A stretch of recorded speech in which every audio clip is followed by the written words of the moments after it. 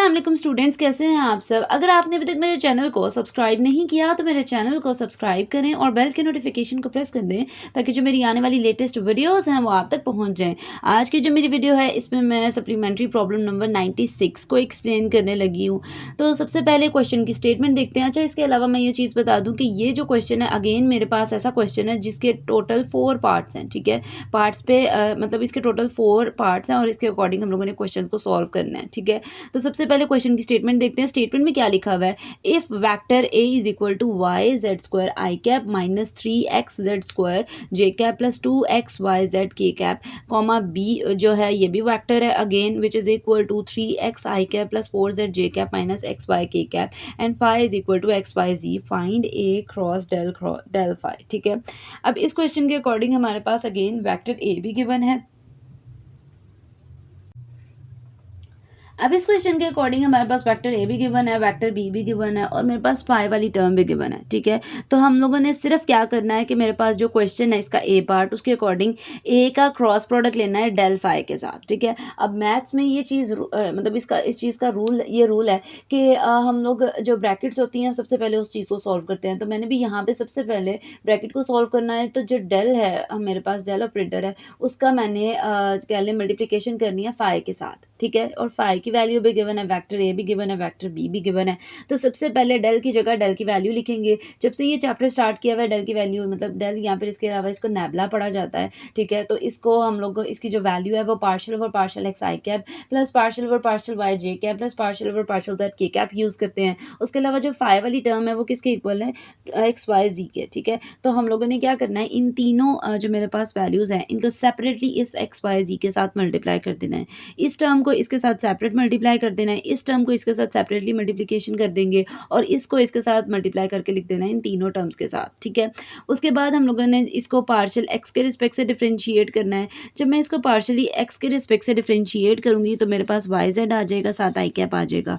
फिर मैंने next step में क्या करना है, वाई के रिस्पेक्ट से इसको पार्शियली डिफरेंशिएट करना है, तो मेरे पास क्या आ जाएगा, एक्स जेड आ जाएगा और साथ जे कैप आ जाएगा। फिर अगेन हम लोगों ने क्या करना है, जेड के रिस्पेक्ट से पार्शियली डिफरेंशिएट करना है, तो एक्स वाई आ जाएगा, साथ क्या आ जाएगा, के कैप आ जाएगा।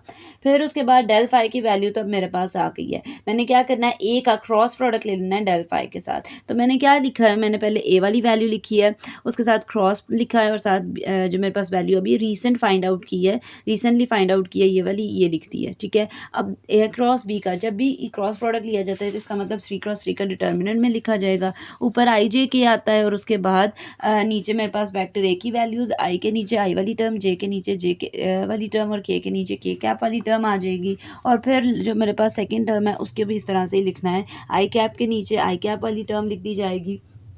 मतलब टर्म लिख दी जाने का मीनिंग ये है कि उसके साथ उससे पहले जो भी वैल्यू है वो लिख दी जाएगी। उसके बाद जे कैप के साथ उसकी वैल्यू लिख दी जाएगी और के कैप के साथ उसकी टर्म लिख दी जाएगी। फिर हम लोगों ने 3x3 के डिटर्मिनेंट को एक्सपैंड करना है। प्रीवियस कितनी एक्सरसाइजेज में क्वेश्चंस में मैंने ये चीज़ एक्सप्लेन कर दी है। ठीक है, तो अभी भी किस चीज़ को फर्स्ट में आई कैप के साथ इसको और इसको स्किप करके लिख देना है। फिर जे कैप के साथ क्या करना है, हम लोगों ने इसको और इसको स्किप करके लिख देना है और फिर के कैप के साथ इसको, इस लास्ट वाली टर्म को और इसको स्किप करके लिख देना है। ठीक है, और फिर हम लोगों ने इस 3x3 के डिटर्मिनेंट को इस तरह से एक्सपैंड करना है और नेक्स्ट में इसको इसके साथ मल्टीप्लाई कर देना है, माइनस इसको इसके साथ मल्टीप्लाई कर देना है, इसको इसके साथ मल्टीप्लाई कर देना है, माइनस इसको इसके साथ मल्टीप्लाई कर देना है। क्रॉस मल्टीप्लिकेशन होनी है, इसकी इसके साथ मल्टीप्लिकेशन कर देनी है, माइनस माइनस माइनस प्लस हो जाएगा और इसको इसके साथ मल्टीप्लाई कर देना है। जब इसकी मल्टीप्लिकेशन करनी है हम लोगों ने तो मेरे पास किस तरह से टर्म्स आएंगी ज़रा देखें। मेरे पास कुछ इस तरह से टर्म्स आ जाएंगी, आई कैप साथ लिख दिया और साथ ब्रैकेट में हम लोगों ने लिख दिया माइनस जे कैप के साथ वैल्यूज़ मल्टीप्लिकेशन करके लिख दी और के कैप के साथ वैल्यूज़ मल्टीप्लाई करके लिख दी है।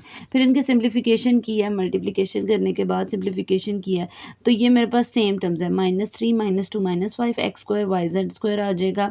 फिर यहाँ पे मेरे पास -2 + 1 है। ठीक है, तो ये minus x y square z square आ जाएगा प्लस के कैप आ जाएगा और 3 + 1 क्या हो जाएगा 4 एक्स वाई और साथ जेड क्यूब आ जाएगा। फिर उसके बाद ये माइनस माइनस प्लस हो जाएगा तो मेरे पास जो फाइनल आंसर है वो शायद क्या आएगा, सॉरी यहाँ पे मैं आई कैप लिखना स्किप कर गई हूँ तो ये मैं यहाँ पे आई कैप लिख देती हूँ, ये मेरे पास आई कैप आ जाएगा।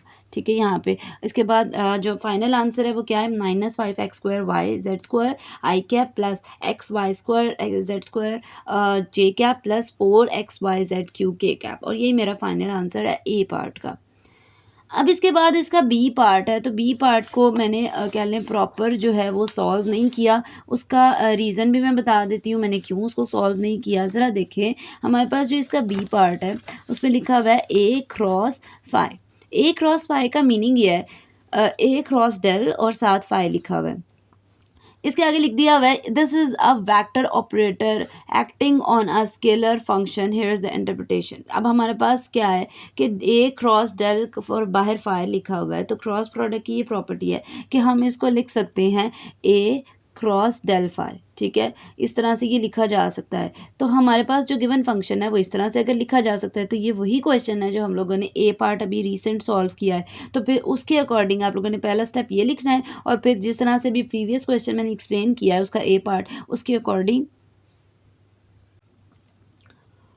अकॉर्डिंग हम लोगों ने सॉल्व कर देना है। तो सोल्यूशन के आगे लिख दूंगी solution is same as A, मतलब ए पार्ट के अकॉर्डिंग सोल्यूशन बिल्कुल सेम है। तो हम लोगों ने जो है इसको ए पार्ट के अकॉर्डिंग आंसर्स भी सेम आएंगे, क्योंकि जब क्वेश्चन ही सेम हो गया है तो आंसर्स भी सेम आएंगे। नेक्स्ट है इसका सी पार्ट। सी पार्ट के अकॉर्डिंग हम लोगों ने again del cross A find out करना है, और साथ बी हमारे पास फैक्टर बी गिवन है। तो डेल क्रॉस ए प्रीवियस जिस तरह से हम लोगों ने अभी रीसेंट फाइंड आउट किया था उसके अकॉर्डिंग ही हम लोगों ने क्या करना है, 3x3 के डिटर्मिनेंट में लिखना है। ऊपर आई जे के लिखेंगे, डेल की जगह partial over partial x, partial over partial y, partial over partial z लिखा जाएगा।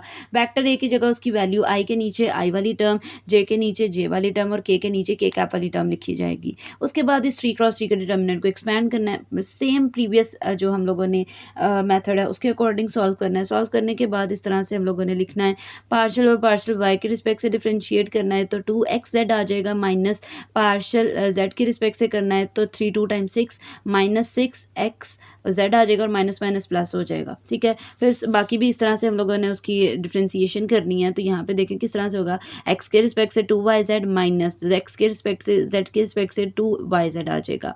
फिर उसके बाद यहाँ पे देखें माइनस 3x, x के रिस्पेक्ट से x नहीं आएगा, minus 3z square minus y z square. ठीक है, तो माइनस 3 माइनस 1 क्या हो जाएगा, minus 4z square k cap, और 6 + 2 क्या हो जाएगा 8xz आई कैप, और फिर माइनस, और यहाँ पे देखें 2yz minus 2y, same values हैं और ऑपोजिट साइन है। जिसके साथ कोई साइन नहीं होता उसके साथ प्लस होता है, plus minus same values opposite sign cancel out कर देंगे एक दूसरे को, तो 0 j कैप हो जाएगा। ये मेरे पास डेल क्रॉस ए का आंसर है। इसके बाद मैंने क्या करना है, इसका क्रॉस प्रोडक्ट अगेन किसके साथ ले लेना है, v के साथ। v के साथ क्रॉस प्रोडक्ट लेंगे तो किस तरह से मेरे पास टर्म्स आएंगी, ज़रा देखें।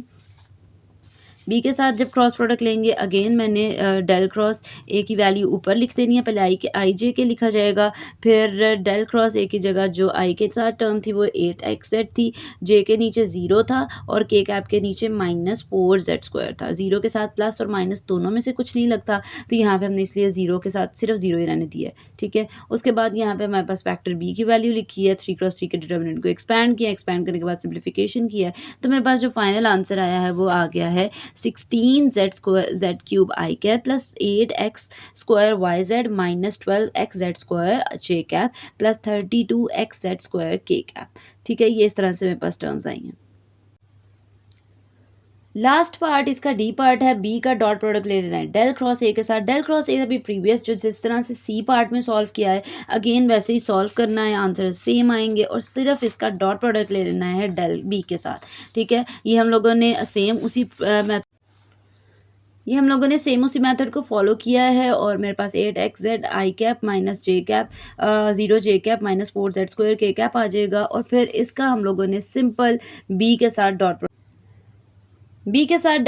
प्रोडक्ट लेंगे। बी की वैल्यू लिखनी है, और आई डॉट आई भी 1 होता है, जे डॉट जे भी 1 होता है, और के डॉट के भी 1 होता है। दोनों नंबर्स को मल्टीप्लाई कर देंगे तो 24x स्क्वायर जेड आ जाएगा, और फिर 0 के साथ मल्टीप्लाई करेंगे 0 आ जाएगा जो कि लिखा नहीं जाता। 4 को x y, और फिर लास्ट पे 4 को मल्टीप्लाई कर देंगे 4xyz स्क्वायर आ जाएगा। ये थी जी आज की मेरी वीडियो। होपफुली आपको मेरी वीडियो अच्छी लगी होगी। अगर आपको मेरी वीडियो अच्छी लगे तो वीडियो को लाइक करें और सब्सक्राइब करना मत भूलिए। तो इंशाल्लाह जो नेक्स्ट वीडियो होगी वो फर्दर सप्लीमेंट्री प्रॉब्लम से रिलेटेड होगी। तो तब तक के लिए अल्लाह हाफिज़।